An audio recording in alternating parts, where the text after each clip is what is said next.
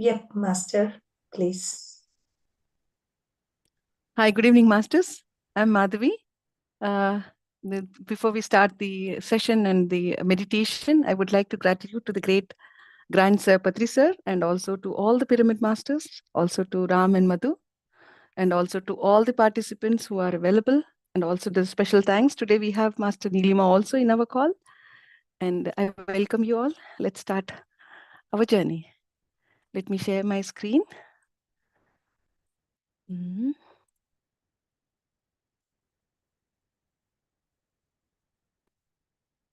Can you see my screen? Yes. Yes. Okay. So today I have taken the chapter, or today I've taken the session. I'll go. This is our soul's plans, your soul plan. That is from the book called the Your Soul's Plan itself, and which is discovering the real meaning of the life you planned before you were born. This is from a very good author. It's Robert Schwarz, and I have nearly 5 books about this author, and this is the book which I'm going to give a brief summary about the complete. What are these soul plans actually, and what are the challenges we are facing, and what is this book consist of, like how many chapters, and what are we learning from this book, and how I got related to this book, and why I have chosen this day, because today is the last day of the 2023 year, and I want to thank everyone and what we have learned it, and how we face the challenges, and how we have become the best version of our own. So I thought that this would be the best topic I would give you all on this day. So let's start. So let me present it in a presentation mode. So this is all about our soul plan. This is just not you or mine or others. It is all our souls, how we plan before the birth, and how we are really selecting the parents, and how we are really planning before the birth also. And that everything is clearly explained in this book. And let's see. These are the 7 chapters or 8 chapters we have in this book. Like, it's a pre-birth planning. We have a physical illness, parenting handicapped children, deafness and blindness, drug addiction and alcoholism, death of a loved one, accidents, and conclusions. These are the major chapters, and conclusions I haven't added here because I wanted to read from the book directly, and we will see how the conclusions are going on. Let's see what the author tried to explain about the pre-birth planning. Actually, we all are wondering, like even when I was reading, I was a little surprised when I saw that we, as the souls, we really plan ourselves before the birth itself. The soul plans before itself by choosing the place. Also, it chooses the parents. It also chooses the time, and it also chooses the location and everything. It is so surprising for me that I choose my own parents. It's not the parents have chosen me or parents have given birth, but it is me that who chooses the whole family, and also the friends, and also the challenges what I'm facing, and everything will be planned before the birth itself. So this is what the author is trying to say here, like how a soul is really planning before the birth itself. And there are some souls who are not born. And like, for example, if a lady has an abortion, or if a lady has a miscarriage, all this is also planned by these souls, actually. It's not the fault of the parent, or it's the fault of the doctors, or it's fault, but the soul itself. Because we are so much undergoing these challenges when we have this unborn child, or when we got an aborted child. All this is, you have to understand, this is all the soul plan, because the soul don't want to get birth on this earth or to that parents. So this is the pre-birth planning of the soul. This is the first chapter where the author tries to explain all about how the pre-birth planning is taking place, and he has given a very beautiful examples. You all can read this book, and then you understand. So here I'm trying to highlight some of the chapters, and also try to correlate with my experiences, and also what I have learned it in this book to the experiences I wanted to share it here. So next comes to the physical illness. The author is trying to say about the physical illness. Even for this one also, the soul plans. For example, if a person is having AIDS, really, which is very most feared illness, and he tries to say, like, for example, in America, like 1 million Americans, they have HIV positive, and also they have these AIDS and everything. Why these souls really take this challenge, actually? But after like reading all the patients and coming to a conclusion that the one topic is that the the victim is trying to learn the shame of being having this illness. And this is the lesson where this victim or this physical illness person is trying to learn in this birth. So that's only one reason why they have taken all the way on this earth, and to learn how to overcome our shame. A shame can be any way. It can be a shame for your physical illness, or it can be a shame for your mental ability, or it can be a shame of facing the truth, or it can be any kind of a shame. If a person has this shame or it needs to overcome, then he will take another birth with a plan saying that, okay, I have to take this challenge and I have to learn practically. So this is where how the souls plan themselves to face the situation, and then they get this physical illnesses. So this is one of the best example he's trying to provide it in this book. And you can also read about the physical illnesses. It's not only one physical illness. He's trying to summarize in a different physical illnesses, like the handicapped children here. A person who's having handicapped children, and in this author, he's trying to say that the lady who has Jennifer, who has 3 kids, and there are 2 kids who are handicapped. Why she has taken? It's not the lesson for the kids here. It's the lesson for the Jennifer, actually. Jennifer is divorced, and she had no husband, and she has to deal with 3 kids, and that too with the 2 challenged kids. And one boy was having this Asperger's syndrome. I don't know. Even when I was reading, I have to learn this, what it is actually called, and because I never came across this actually, and which is also called ADD. This is bipolar disorders, deficit disorder. That means this boy, the lady who got as a child, he has this bipolar disorders, and she has to face so many challenges because in her past lives, she wanted to study that, and after then she got to know that, okay, she got this child, and she needs to learn. She wants to do the university actually, and she wants to learn more about these children and and that's the reason why in this lifetime she got these 2 kids as a challenged kids for her. After a lot of challenges she faced, and when this author tries to explain or tries to reach her and find out, then she understood that, okay, she had all these past life interest to learn them. That's why she got it in this present life, that too with the 2 boys. And there was another boy with autism is also, I don't know actually. I learned it from this book only. And this is something, this is also a very challenging situation. And this child is like, what you call, uh, I don't know exactly what this autism really makes it, but this is really a challenged, handicapped also for the child. And I think they have the disorder of the brain. I think, yeah, that's called autism. Maybe I'll check it and I'll let you know. And this is where the the Jennifer, who was the victim of these 2 kids, and she was learning very hard because she wants to learn psychology, and she wants to study the brain, and she wants to go for a higher studies on that university. That's the reason why she had these 2 sons as the challenges. So how here the 2 victims are the kids actually, but before the soul plan itself, like with the Jennifer, they all the 3 souls, they agreed together actually.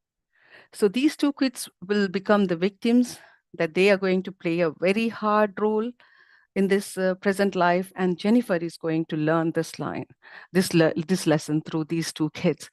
So this is how they really planned before, and then come onto the earth, and then they face these challenges. So this is how beautiful these souls, they plan themselves before they are coming to this life actually. So this is one challenges that handicapped children, how we are facing it. And then we come to the deafness and blindness. Also, the people who are having the deafness and blindness, they come in a particular challenge. Like, why do they take the deafness? Because when they cannot tolerate the human, or when they cannot tolerate the situations, and they wanted to become, and these all people who got these challenges, they wanted to grow spiritually. And that is one of the major or the most aspect why they choose these challenges. All these souls who have them, they will the final goal of their lesson is to go into the path of spirituality. And that is why they take this deafness and blindness as their challenges or the handicappedness in these lives. So the blindness, when they don't have these sense organs properly, that means the other sense organs is taking the role very effectively. For a blind person, the inner self, he can hear from inside. He cannot see the outside world, but he can see the people from inside, from through his heart, and through his intellectual, and through his mind, and through his the senses. So that's where the blind people are very, very sharp. We can sometimes I see that in Germany, the blind people are trying to climb the train, or take the train buses without anyone's help. It's so amazing to see them without their eyesight, how they are really taking the day-to-day life actually. And they can read so well, and they can hear everything. So these are the illnesses we have, but we already planned in ourselves that we have to learn more, and we will go to the spirituality actually by having these challenges. So this is about the deafness and blindness, what the author tried to explain it here. And then uh, in my life, at least, I didn't have anyone who has this deafness and blindness, but I had other ones. Maybe I can correlate my experience also to that.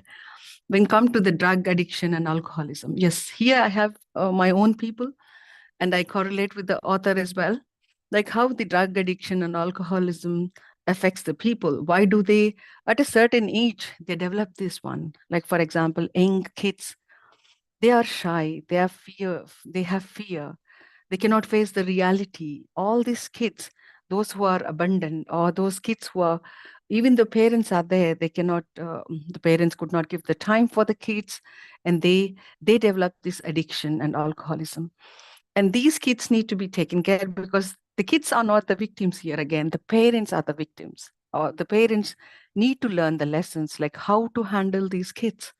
They have planned in such a way that at this certain age, they have to nourish the kids, they have to give more time for the kids, and they have to teach them, and they have to pamper and love everything. So all these are meant for the parents here.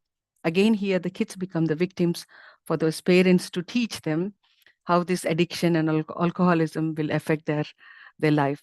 So here, when it comes, and one of my family, like we call it as mamas, and one of him was alcoholism, but because he used to drink a lot, and because my grandpa abandoned him in a very young age, like maybe around 5 to 6 years, I think he left to ashram. Actually, my grandpa left to ashram. Like, he did not leave the kids actually, but he left the kids and went to ashram. That's the reason why he developed this alcoholism at the age of 15 and 16. But later on, then he realized, my grandpa, even though he's a very good big priest actually, and like he has a very good name in Twin Cities, on Hyderabad in AP, and he's a very honored person, but still he has to face all these kids' challenges, because one of the kid was completely alcohol. He used to drink and come out to the temples, and he used to make a lot of noise and all those things. But my grandpa needs to learn, and he needs to pamper him again. And that was the lesson for my grandpa, even though he was in a spiritual and he was a priest and everything, but he has to learn this lesson from the child. and he has abandoned this child because it was not his responsibility. Though he is into the spiritual line, he went to the ashram to learn some things, but he has to fulfill all his responsibilities, but he couldn't do that. And that's the reason why where this boy has developed this alcoholism. So this is my one of my examples, or my one of my stories in the life. So I correlate with the author here, and then I can see how we are challenging. So let's come up to the death of the loved ones. Oh, this is a very challenged one as well, because this is a most fearful one. Because when we lose a death of the loved one who's very, very close to us, for example, if you take my example, you all know that I lost my mom, and then it was very hard for me to learn. But here, what I learned was complete shift of my life. Actually, before my mom, I never had an opportunity to meditate or to learn. I was in a spiritual line actually, but I never meditated, or I never got into the situation to learn some lessons. There are so many inner engineerings going on. There are so many transformation lessons going on, but still, I never had. And I do have 4 or 5 Buddhas at home. People presented me, and nobody gave me that essence. Or maybe they have given, but I couldn't hear it unless and until my mom died. That the she was so good actually. So, and then immediately I got into this spirituality, this meditation, and I've learned so many things. The moment she died, and the moment I got to learn all this, that means my spiritual growth, the loved ones, whoever is you're losing in your life, that means it's a very big challenge for you to face. And that is a big lesson for you, that you are changing your path, or you're going into the spiritual line, or to any other different lines. But this is the life changing challenges which we take when we lose our death person or the loved person. And then I also have one more experience here, that my cousin, who was like my brother, my eldest brother, I lost him like 15 to 16 years. He was old, and we were just 11 or 12, I think. And I lost him, and I developed a block actually. I lost him in the accident, and then it completely blocked me because I was so fearless. I used to ride a bicycle, not only ride, and I used to ride motorbikes also. Now I have, what is that lesson I need to learn? I'm still wondering, but it's all because I have to be very careful now. That is the lesson where I have to, because I was very rash person, very, very rash. I wouldn't care about how other people would think about when I go like this, like zigzag, zigzag way of driving it. People get scared actually. They might get accidents. Yeah, but this is what maybe my lesson that I have to learn. And I still have this block, and I'm overcoming. I can still drive here, but when it comes to the speed, I still cannot overcome this speed. And this is really through my meditation, I'm just trying my best to overcome this. And I'm able to drive till 110 now. Let's see, when I become 120 or 30, then I travel like one city to the other city. And this is one block. And this is where I'm also learning. If you lose a loved one in a very young age, if they leave us, there is a lesson that we have to learn. And there is really a challenges that we need to face, because it's my soul plan. It is not his soul plan. His soul plan is to leave the earth plane at that age, and then he left it. But after he left, that is something which is going on with me still now today. I have to learn it. So this is something we are learning again. This is again my soul plan to learn at this thing. So this is the next one. And the accident, as I mentioned it just now, this is also a horror in our lives, and the horror in the souls. Whoever is lost, like accidents are nothing but the soul tries to exit. Like at this stage, it wanted to exit, and they choose the accident and they leave. But the lesson is for the people who, as I mentioned it, the people who are alive, they are the people who needs to face the challenges. They are the people who needs to learn that why this accident happened for that person. And that is where you can lead to the right path, or to the lead to the right truth for you. So this is where I also came across with this accident, which is kind of a blocks, and which is kind of, I'm still learning. And yeah, through the meditation, I could overcome a little bit, but yeah, at least for this lifetime, I'm going to overcome completely this block from the accidents if you lose it. So this is all about the accidents in our lives, and people who think that they have left within the not complete the completing life, but they just leave it. Don't think it that, or don't mourn for them, because the soul has planned that way. What are the lessons that we need to learn with that accidents, that we have to learn it, because the soul anyway is planted. We anyway need to die this day or the next days. But by this kind of an accident, horrible accidents, that we have to lose a person in between of the life. When a person is died like 75 years or 80 years, then we feel that he's fulfilled and everything is gone, and we let them go. But whereas the accidents in a very young age, it's very hard for us to let them go. And that is the lessons where we need to learn. So these are all about the accidents that the author trying to explain us, and he has given a very beautiful examples. I did not write it here, but when you read the book, you will get to know about more on these lessons. And these are the some of the chapters that he explained it. And I'll stop sharing, and I'll give you the conclusion. I'll directly read from the book what the author is trying to say for the conclusion. I'll just read on these masters for you. The conclusion is a chapter 8. It's last chapter for this one. It has now been 3 years since I embarked on the journey that I created. Indeed, the journey that is this book, on this physical, metaphysical voyage. I have been blessed to hear the stories of many brave individuals. Truly, they have been my teachers as well. I have learned from these wise, non-physical beings with whom I have spoken. Each has touched my heart and expanded my life. Through them, I now understand the immense power of this most elemental truth, that we are not our bodies. See, masters, this is where the author was trying to say.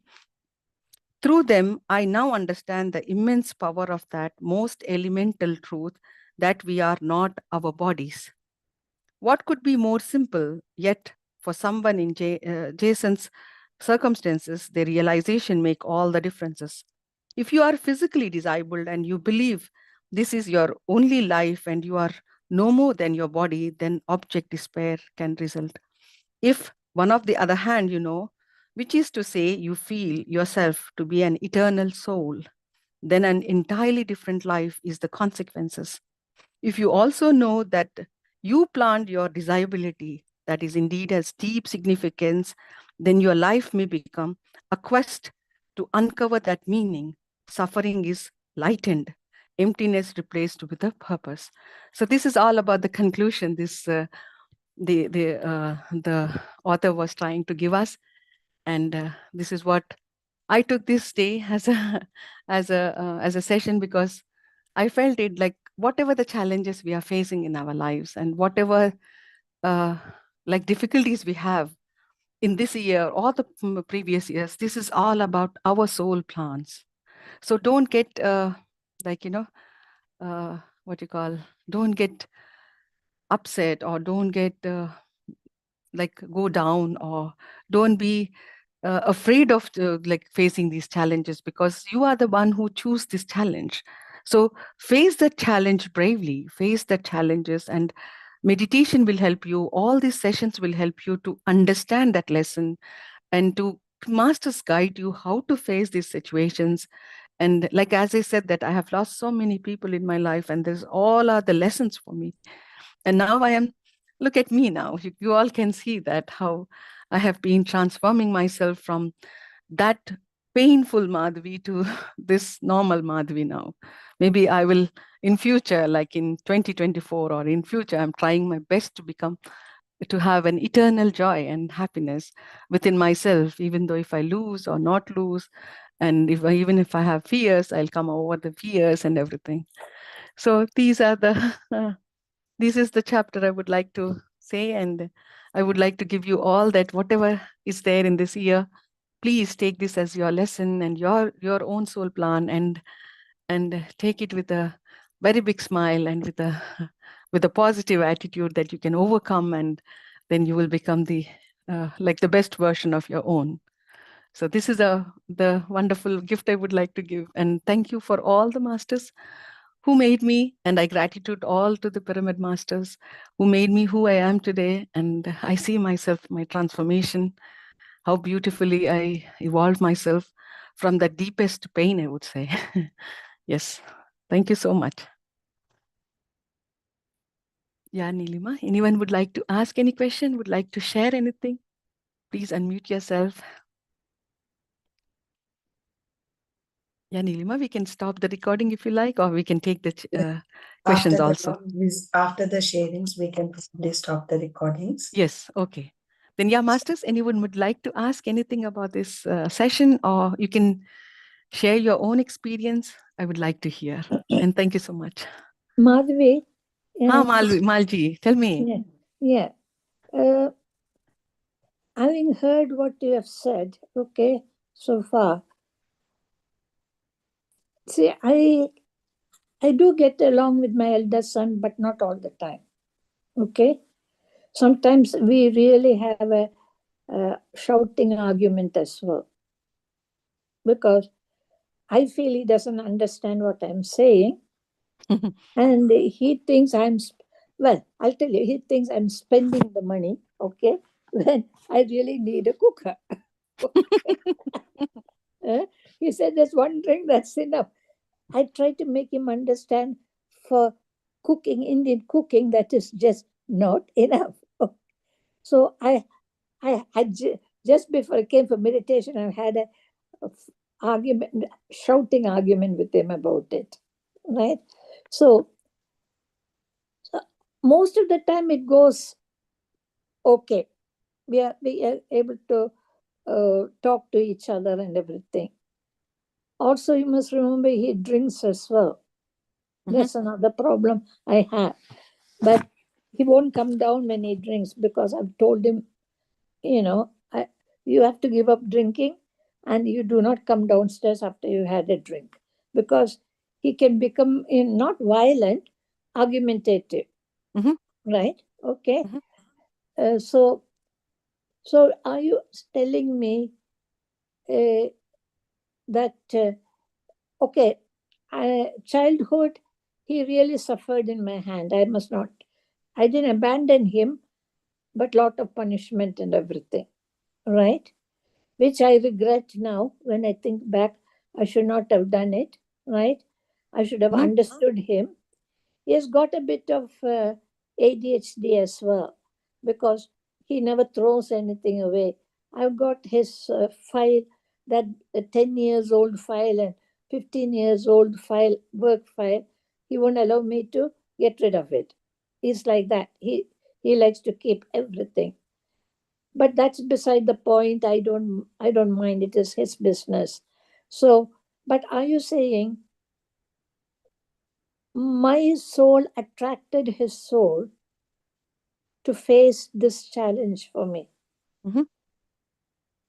Yes. You both have planned. So that was the lesson that you have to learn for this lifetime. My this lifetime is patience. Yes. That I know. So I have developed a lot of patience, but there are times when I lose it. When I feel he's not listening to what I'm saying, or not giving me a chance to explain. That's when I just flip, I think. But yes, basically, as I said, that you both have planned together. It's not only just you are planned, but you and your son together have planned. And now he's the victim, actually. And when you can talk to the soul, or when you can talk to him, like with your heart, that I've learned already the lesson, like not directly saying that, okay, I've learned this lesson. Yeah. Not like that, but internally, if you convey your message, for this lifetime, we both have chosen this path. And I really regret, and I really realize what I have done for you, or what you have been. You have to realize it, and you have to convey this message to your son in a very polite and in a very lovable way, that he can understand that. The moment he understands that, then the lesson is learned there.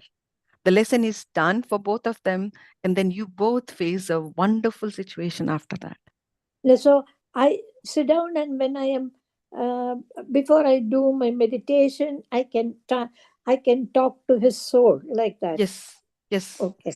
Yeah. Within in the deep meditation also, you convey Yeah. directly with your soul, I mean with your Okay. heart, Yeah. to that soul, saying that we both have come to learn this lesson, and Yeah.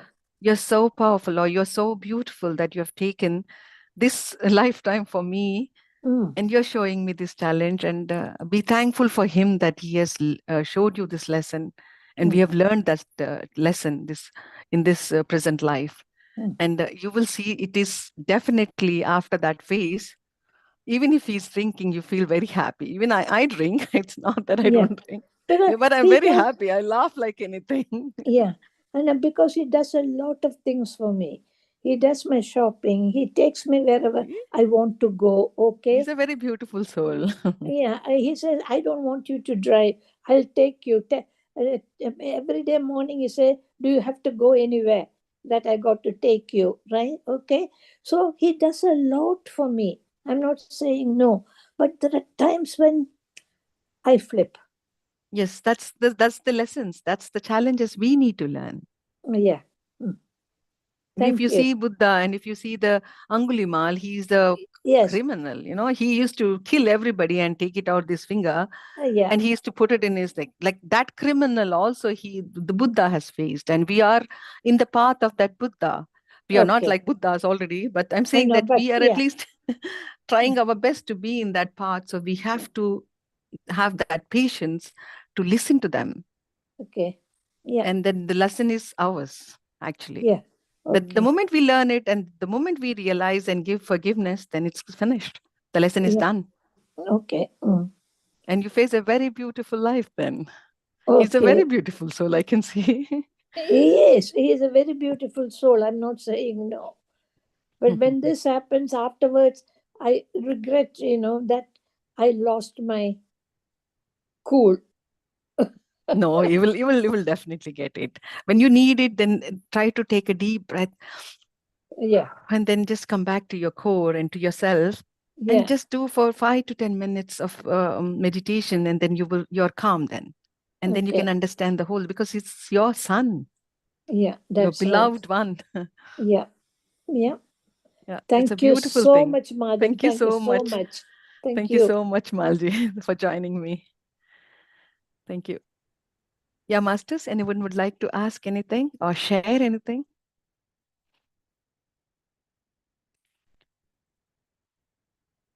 Yeah, Chapandi sir, like in English only. Yes, sir, unmute yourself. I think you can unmute yourself. Atmanandan Masters, Good evening, sir. very beautiful session, nicely presented and explained. Many wordings we don't relate to because we're not professionals like doctors or somebody, but still we are trying our best to understand. Mhm. And thankfully, uh, people are here to explain the meanings of the words. So thanks for that as well. Just a very small experience, which generally we observe, all of us. We tend to feel the air from our own bodies coming out and experience the air coming inside also. Mhm. When two people are talking to each other, the force with which we we apply the thrust for the word that we are speaking, and the tone and the way it is spoken, all that is observed by uh, the other body, and we actually feel it going through our nerves sometimes. So when I was a small child, I'm still a small child, but body wise aged. So my sister used to say that please study. And Mhm. sometimes she will shout on me and she'll say that you are getting onto my nerves. And I would never understand what is the meaning of getting onto the nerves. So it's like she probably wanted to tell me that you should learn, you should read, you should study, because if you don't do that, then you will be nowhere and people will not appreciate to talk to you, or likewise. And she was right, actually. So, but when I actually understood the meaning of getting onto the nerves uh, from a different perspective altogether, so getting onto the nerves is basically the the vibration of your body and the airs in your body, they are getting transferred to some other body, and that body starts feeling the vibration, and that body starts reacting. Mhm. That is also something which I observed. Even today I observed it. Like when I was speaking to my wife, she was complaining that you lost the key, and she was very in a blaming mode, that you lost the key. Why did you lose the key? Who will get it back? So I told her, is the key very important, or the relationship that you have with me and the peaceful, harmonious uh, New Year Eve that we are celebrating is more important than the key? So she understood it immediately, and she said, okay, I understand that. But again, the blaming mode was there, that you lost the key. And then I got up and I got into the car, and then I got the key from the car seat and I gave it back to her. And then she said, where did you keep the key? Where did you get it from? I said, what is more important? So the blaming mode is basically related to the samskaras, which is the value system, the belief system, and the way we want to overpower somebody. And that is a human trait, but it is basically coming from the past sanskaras, the experiences that we hold with the people. So Mhm. that's what I wanted to share in a very peaceful manner, because uh, after having this kind of conversation with the mother and son relationship, and I sometimes have this feeling that when husband and wife talk, they they sometimes talk like lovers, sometimes they talk like fighters, sometimes they talk Enemies. like another relationship, which is like Mhm. the son and the mother, or sometimes the father and the daughter. So only this relationship is that we can really understand. Slowly and steadily we will come to know. Only that in this relationship that we can experience all the Mhm. relationships we can Absolutely. experience. So that's exactly the very Absolutely. beautiful relationship of a husband and wife. Yeah. But from a yogi's perspective, like we had a discussion day before yesterday, from a yogi's perspective, the husband wife connection, I must tell you, is basically between your own uh, senses and your own body, and that's what we experience as love. So I want to, use all the experiences, uh, and want to share all of them. But sometimes it is the right forum, sometimes it is not the right forum. And now I have stopped thinking about it, that whether it is right or wrong, because if I don't share it now, when will I do it? I do not know.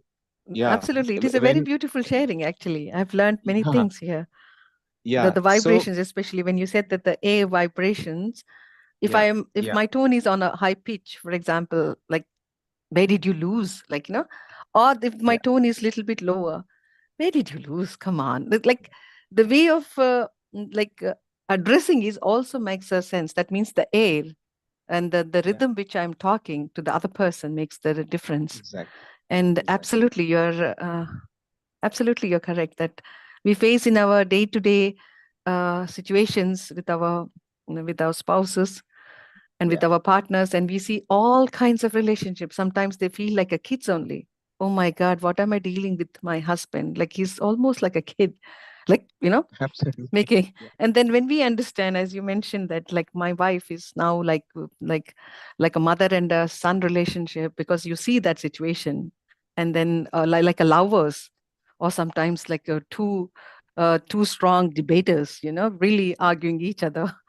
Yeah, Yeah. that's a really beautiful how you explain this whole concept. Thank you so much. And I would like to add on to this point, because we are reading a foreign author, but we understand it from our own roots that Exactly. where we come from. Exactly. Uh, Maharshi, the Maharishis and the Brahmarishis and the Mahashayas, which we talk about, and then they get the names, and we talk about their lives. Uh, Only one situation makes the Mahashayas and the Maharishis and the Brahmarishis actually suffer. And that one situation is that if they choose to uh, get married, that is the first thing, or that if they get to choose to become the masters for the disciples who probably are not at that level. That is the second thing, that their lives are actually seen as very, very, very much suffering for them. So so the whole concept of becoming a Maharishi or a Brahmrishi or a Mahashay or a Paramhansa is is actually defeated in one sense, that when we try to outreach uh, the number of bodies than our own strength, that is the time we start losing. And I have experienced it with this body. I tried to relate it to day before yesterday's explanation, what we had in the last stanza about death. uh, and we all and have already understood it number of times, that we all are infinite om.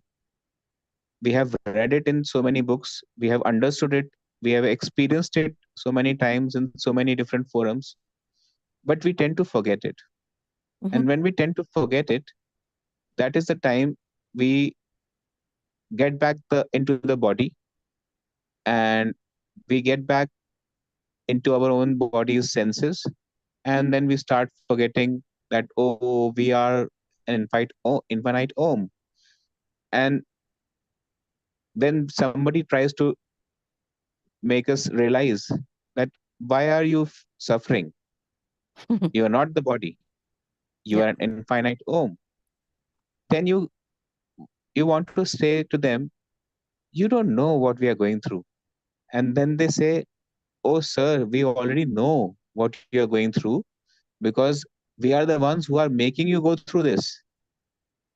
And when you find out that the people who are making you go through this are the ones who are your uh, soulmates, who want you to actually come out of the whole dilemma of your own body and the society and the worldly affairs Mhm. and all whatnot which is going on everywhere.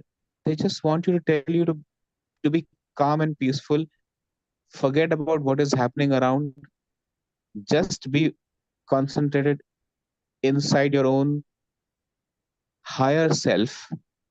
And this is exactly what we are actually wishing everybody, that we all be placed in our higher self.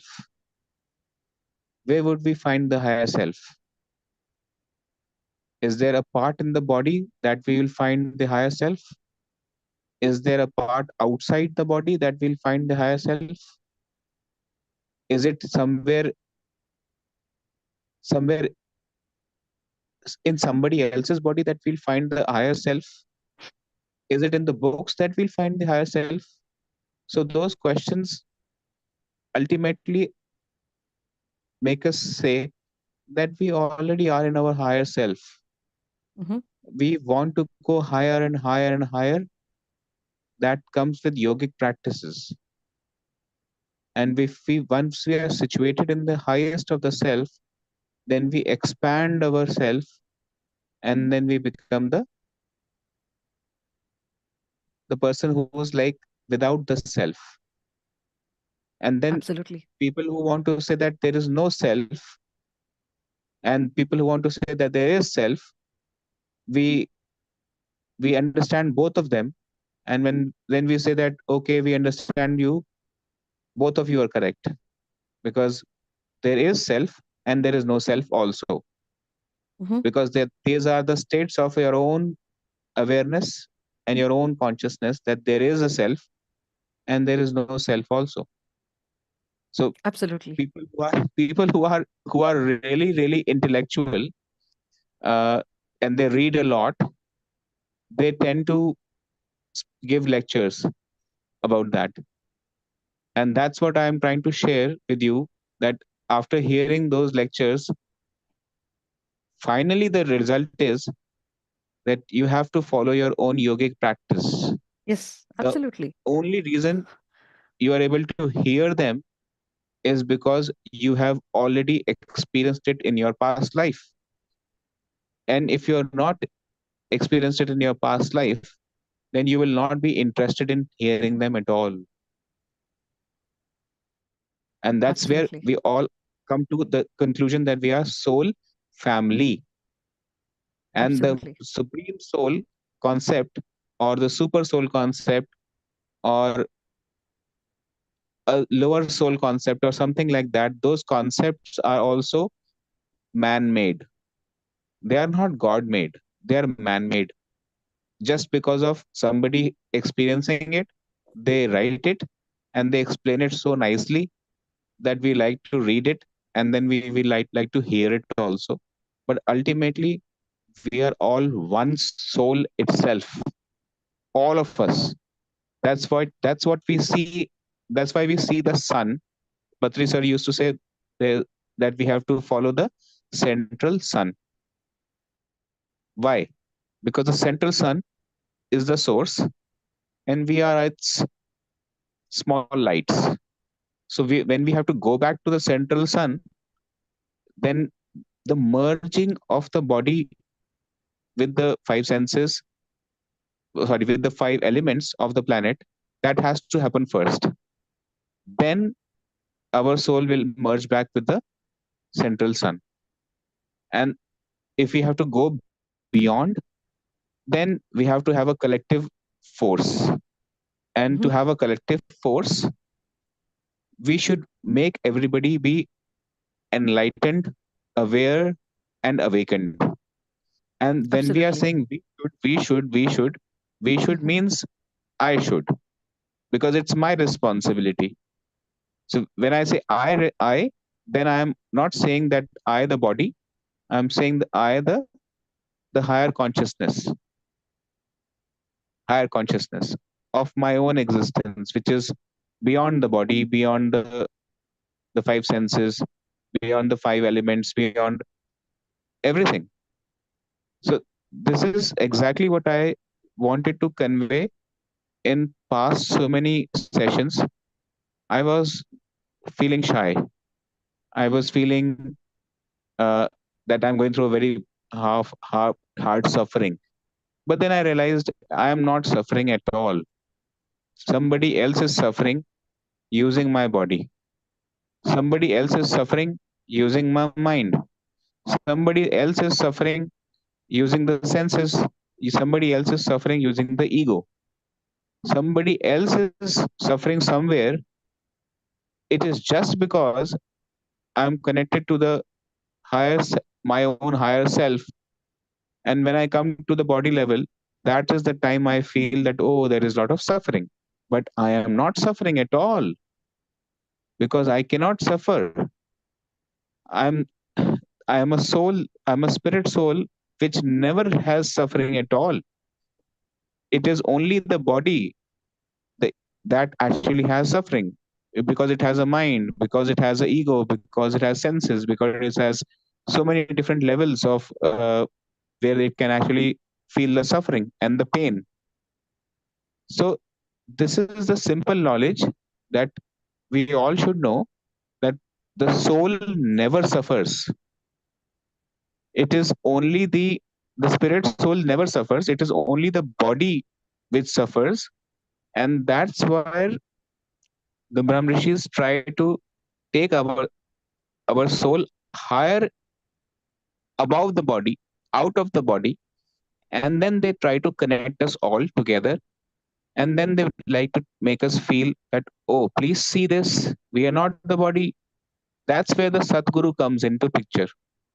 And every human being would have a Satguru.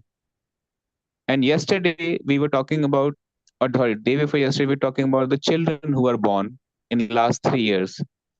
So children who are born in last 3 years, or children who are born every moment, they are sometimes the the lights of the Sadhguru's enlightenment journey.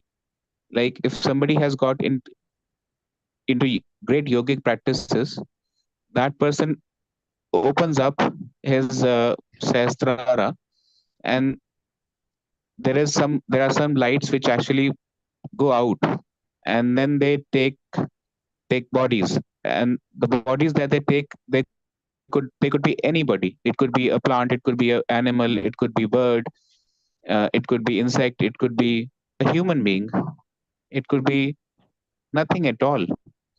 So that's exactly what the experiences of high um, yogic practices, people who do high yogic practice, deep meditation, and they actually open up. They actually want to write that and share it, but not many people would want to understand what they have written and what they want to share. That's where the master's job comes, and Yes, that's what absolutely. Patri sir wanted to.